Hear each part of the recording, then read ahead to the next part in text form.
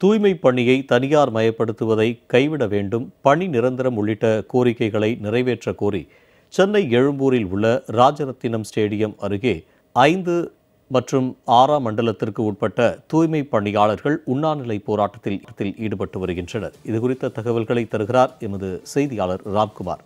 ராம்குமார், தற்போது தூய்மை பணியாளர்கள் தனியார்மயப்படுத்துவதை கைவிட வேண்டும், பணி நிரந்தரம் உள்ளிட்ட கோரிக்கைகளை வலியுறுத்தி போராட்டத்தில் ஈடுபட்டு வருகின்றனர். இது குறித்தான கூடுதல் தகவல். கண்டிப்பாக சென்னை மாநகராட்சிக்குட்பட்ட 5 மற்றும் 6ஆம் மண்டலத்தில் பணிபுரிந்த 1953 தூய்மை பணியாளர்கள் அதிரடியாக பணி நீக்கம் செய்யப்பட்டார்கள். அவர்களை ராம்கி என்ற தனியார் நிறுவனத்தில் பணிபுரிய அறிவுறுத்தப்பட்டது. ஆனால் பணி நீக்கம் செய்யப்பட்ட தூய்மை பணியாளர்கள் கடந்த 86 நாளாக பணி நிரந்தரம் செய்ய கோரி சென்னை மாநகராட்சி முன்பு ஆர்ப்பாட்டத்தில் ஈடுபட்டாங்க. பல்வேறு கட்டங்களில் சென்னை மாநகராட்சி ரிப்பன் மாளிகை முன்பு 13 நாட்கள் தொடர்ச்சியாக போராட்டம் நடைபெற்றது. அதே போல சென்னையில் பல்வேறு இடங்களில் போராட்டம் நடத்திய தூய்மை பணியாளர்களை குண்டுக்கட்டாக கைது செய்வதும் அவர்கள் மீது பொய் வழக்கு போடுவதும் தொடர்ச்சியாக காவல்துறை நடவடிக்கை எடுக்கின்றது. இந்த நிலையில் 86வது நாளாக சென்னை மாநகராட்சி 5 மற்றும் 6வது மண்டலங்களை சேர்ந்த 1953 தூய்மை பணியாளர்கள் உண்ணாநிலை போராட்டம் என்பது சென்னை எழும்பூர் ராஜரத்னம் மைதானம் அருகே நடைபெற்று வருகிறது. தங்களது நியாயமான கோரிக்கையான பணி நிரந்தரம் செய்ய கோரியும் அதே போல தனியார் வசம் ஒப்படைக்கும் முடிவை கைவிட கோரியும் தொடர்ச்சியாக இந்த போராட்டம் என்பது நடைபெற்று வருகிறது. குறிப்பாக இந்த சென்னை மாநகராட்சியில் பணிபுரியும் 1953 தொழிலாளர்கள் தொடர் போராட்டம் நடத்தியது தொடர்பாக காவல்துறையினர் அவர்கள் மீது பொய் வழக்கு போடுவது தொடர்ச்சியாக இருந்து வருகிறது. இந்த நிலையில சென்னை மாநகராட்சி துறை அமைச்சரே இல்லாத நகராட்சி நிர்வாகத்துறை அமைச்சராக இல்லாத சேகர்பாபு தொடர்ச்சியாக இந்த தூய்மை பணியாளர்களுக்கு எதிராக பல்வேறு கருத்துக்களை தெரிவித்து வருகிறார். அவர் ராம்கி நிறுவனத்திடம் பணிக்கு செல்ல வேண்டும் என தொடர்ச்சியாக மிரட்டல் விடுத்து வருவதாக இவர்கள் குற்றம் சாட்டி வைத்திருக்கிறார்கள்.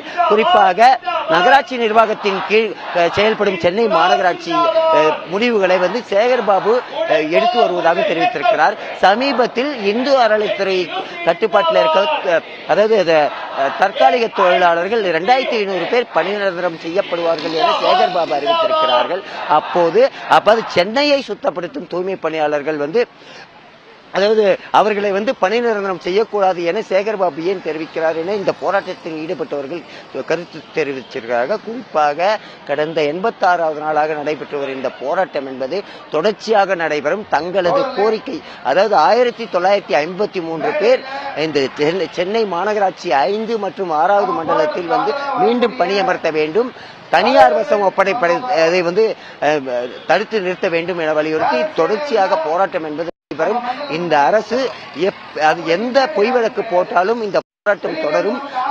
நியாயமான கோரிக்கையான இந்த கோரிக்கை கடந்த 2021ஆம் ஆண்டு சட்டமன்ற தேர்தலுக்கு முன்பு எதிர்க்கட்சி தலைவராக இருந்த தற்போதைய முதல்வர் ஸ்டாலின் இவர்களது வாக்குறுதியை கண்டிப்பாக நிறைவேற்றுவோம் என கடிதம் கொடுத்திருக்கிறார். இந்த கடிதத்தின் அடிப்படையிலும் தேர்தல் வாக்குறுதியின் அடிப்படையிலும் இந்த தூய்மை பணியாளர் தற்காலிக தூய்மை பணியாளர்கள் பணி நிரந்தரம் செய்ய வேண்டும். அதே போல 5 மற்றும் 6வது மண்டலத்தில் பணி நீக்கம் செய்யப்பட்ட 1953 தூய்மை பணியாளர்களை உடனடியாக பணி அமர்த்த வேண்டும் என வலியுறுத்தி இந்த போராட்டமானது நடைபெற்று வருகிறது. இன்றுடன் இந்த போராட்டம் முடிவதில்லை.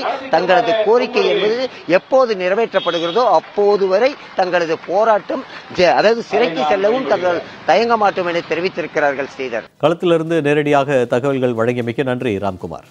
தற்போது தூய்மை பணியாளர்கள் அளித்த பேட்டினை தற்போது காணலாம். சென்னை மாநகராட்சியினுடைய மண்டலம் 5, 6ல் பணி நீக்கம் செய்யப்பட்ட தூய்மை பணியாளர்கள் இன்றைக்கு 86வது நாட்களாக பசி பட்டினி வறுமை இந்த கொடுமையிலிருந்து போராடி கொண்டிருக்கிறார்கள்.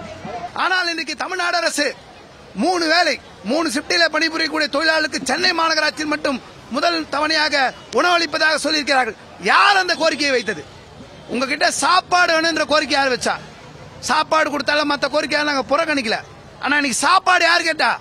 உங்க வாக்குறுதி நிறைவேற்றுக்கு தானே கேட்கறாங்க தொழிலாளிங்க. நீங்க பணி இயந்திரம் கொடுங்க தானே கேட்கறாங்க, சமவேலைக்கு சம ஊதியம் கொடுங்க தானே கேட்கறாங்க. இந்த கடந்த இன்னைக்கு இருக்கக்கூடிய இந்த 4 வருஷத்துல ஒரு மாநகராட்சி தொழிலாளிகிட்டையும் 2.5 லட்சம் ரூபாய் சம்பளத்திட்டு ஏற்பட்டிருக்கு. அவன் கொடுக்க வேண்டிய மினிமம் வேஜஸ் ஆக்ட் படி சம்பளம் கொடுக்கல. அந்த சம்பளத்தை கொடுங்கன்னு கேக்குறாங்க. ஆனா அதெல்லாம் இல்லாம சாப்பாடு கொடுப்பதா சொல்றீங்க. போராட விட மாட்டேந்தாங்க, கேஸ் நடத்த வர மாட்டேந்தாங்க. இந்த மக்களை காணாம ஆக்கணும்னு நினைக்கிறாங்க. எலெக்ஷனுக்குள்ள காணாம ஆக்கிட்டு எல்லாத்தையும் கான்ட்ராக்ட் விட்டுட்டு இன்னைக்கு 2500 கோடி ரூபாய் 5-6 மண்டல கான்ட்ராக்ட் தொகை 10 வருஷத்துக்கு. யார் லாபத்துக்காக? இன்னைக்கு 186 கோடி ரூபாய் சாப்பாடு கான்ட்ராக்ட் யார் லாபத்துக்காக? அப்ப இந்த ஜனங்கள்லாம் நடுத்தல் நிறுத்தி தான் செய்வீங்களா? இப்ப எங்கள் கோரிக்கை தமிழ்நாடு முதல்வர்கள் தலையிட்டு இந்த பிரச்சனையை தீர்க்கணும். 1/8/2025க்கு முன்னாடி இருந்த வேலையை அதே வேலையை தொடர்வதற்கு நடவடிக்கை எடுக்கணும். சென்னை மாநகராட்சியினுடைய மண்டலம் 5, 6ல்